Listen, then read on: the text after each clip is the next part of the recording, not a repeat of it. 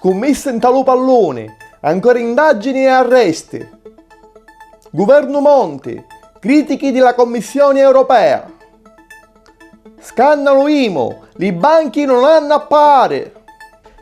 16esimi occhi delle isole, in Sardegna trionfo della Sicilia. Benedica a tutti. Scommesse clandestine in talo pallone. Stasera la polizia fece numerose perquisizioni e arresti dentro e fuori d'Italia contro un'organizzazione che, secondo gli investigatori, aveva lo scopo di truccare le partite per le scommesse clandestine.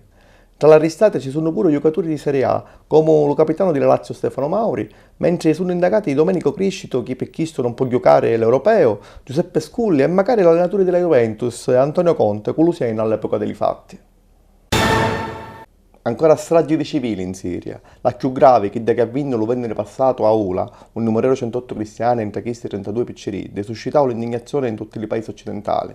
Obama volesse esiliare Assad, ma Putin, di sempre alleato della Siria, frena gli interventi. La strage di Ula merita condanna, scrisse un diplomatico russo a Twitter, ma bisogna chiarire i fatti. Ancora non si può imputare alcuna azione diretta di lo massacro a Assad.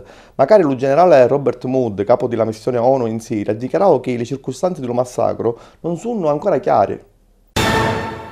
Lo mercoledì 30 di maggio la Commissione europea ha pubblicato un rapporto in cui criticava l'operato del primo ministro italiano Mario Monti, per non aver pigliato manco una misura importante per affrontare in maniera efficace la diffusione del travaglio in euro e contro l'evasione fiscale. Secondo assai osservatori, le soluzioni proposte dalla Commissione europea sono come le cure che lo medico dona allo malato per farla ripigliare, ma che invece di salvarlo lo aggravano sempre più assai, portandolo ad acetacio verso la morte.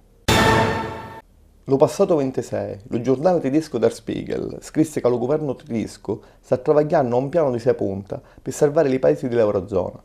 Lo piano prevede la creazione di zone economiche speciali negli stati periferici colpiti dalla crisi per attrarre gli sparagnatori stranieri, con agevolazione fiscale e regole flessibili. Italia, Spagna, Irlanda, Grecia e Portogallo avessero a creare fondi speciali per avviare la privatizzazione di numerose imprese controllate dallo Stato e inoltre cancella l'attuale contratto di tirocinio per ridurre la tassazione e i contributi fiscali delle aziende. Nella puntata di Striscia la Notizia del 26 di maggio, il presidente dell'Adusbef, Elio Lannotti, rivelò che grazie all'emendamento di un sottosegretario alla legge dell'IMU, che obbliga magari i cristiani grandi che stanno in tale ospizio a pagare la tassa, le banche risultano esenti, perché le fondazioni bancarie sono considerate enti di beneficenza. Lo passato 29 di maggio, la Commissione Servizi Sociali e Sanitari dell'ARS approvò all'unanimità un emendamento che rimette l'esenzione dello ticket per i meno ricchi. La cifra che si aveva tagliato nella finanziaria assomma a 6 milioni di euro. Lo passato lunedì, il presidente della regione siciliana, Raffaele Lombardo, nominò 2 nuovi assessori per sostituire Andrea Piraino e Sebastiano Di Betta, che si avevano dimettuto. Si tratta di Alessandra Ricodi Luffrì, che ha la delega per il territorio e l'ambiente, e Giuseppe Spampinato di Lape, dell'assessorato regionale per la famiglia e per il travaglio. Lo giorno appresso Giosuè Marino abbandonò l'incarico di assessore regionale per l'energia e per i servizi di pubblica utilità.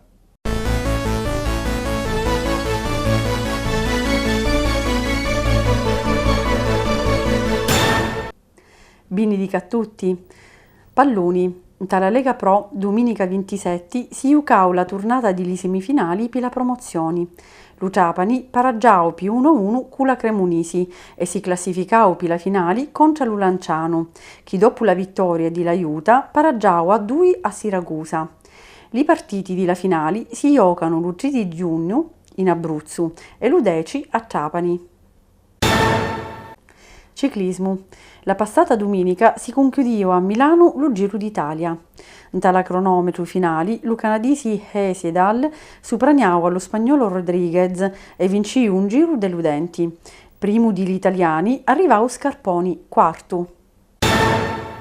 Formula 1.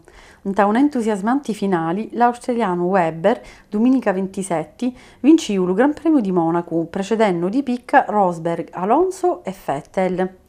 Lo ferrarista Alonso PC punta comanna lo mondiali. Dal 24 al 26 di maggio si tennero in Sardegna i 16esimi giochi delle isole. 12 isole di Lumunno si incontrarono tra 10 sport. La Sicilia, sommando 98 punti, vinciu per la quarta volta di fila la competizione, seconda la Sardegna, terzi l'Azzorri. Prossime edizioni nel 2013 in tall'isola d'Elba. Rugby. In tali playoff della Serie B, lo Palermo vinciu domenica 27 a Parma per 21-27, ma su Mannoli punta di l'aiuta perdiu solamente per 3 punti alla finale per la promozione alla Serie A. Football americano. Elephants Catania sempre più soli in testa alla classificazione della Serie A1 dopo la vittoria in casa di domenica 27 contro i Lions di Bergamo per 42-27. In tale Serie A2 gli Sharks Palermo vincero in casa 17-12 contro i Frogs Legnano. A cominciare i playoff di campionato di football a 9 giocatori, per l'Elephants 9 e per i Caribdes Messina, eliminazioni nel primo turno, con 2 sconfitti fuori casa. Dallo 1 al 3 di giugno a Raosa ricorre la festa di San Giorgio, patrono della città. Durante il fine di settimana si espongono alla venerazione dei fedeli la statua di San Giorgio e l'Arca Santa. Domenica si tiene una importante processione per l'estate di Ibla, insieme alla chiesa di Lo Purgatorio, dove fanno ballare la statua a suono di musica, ripetendo sta antica tradizione vecchia di secoli. Dallo 1 al 3 di giugno si tiene a Vicari la Sagra di Lamendola. Nell'occasione dei festeggiamenti per San Giorgio Martiri si organizza una manifestazione che ha come protagonista la mendola, i dolci di mendola e la cubaita. Storia, arti della cucina, feste religiose e tradizione si mischiano nello fine di settimana. Di particolare interesse sono la notte bianca di lo sabato sera e la gara della cubaita domenica di dopo pranzo. Questo è tutto questa settimana. Ci vediamo lo prossimo venerdì. Salutiamo!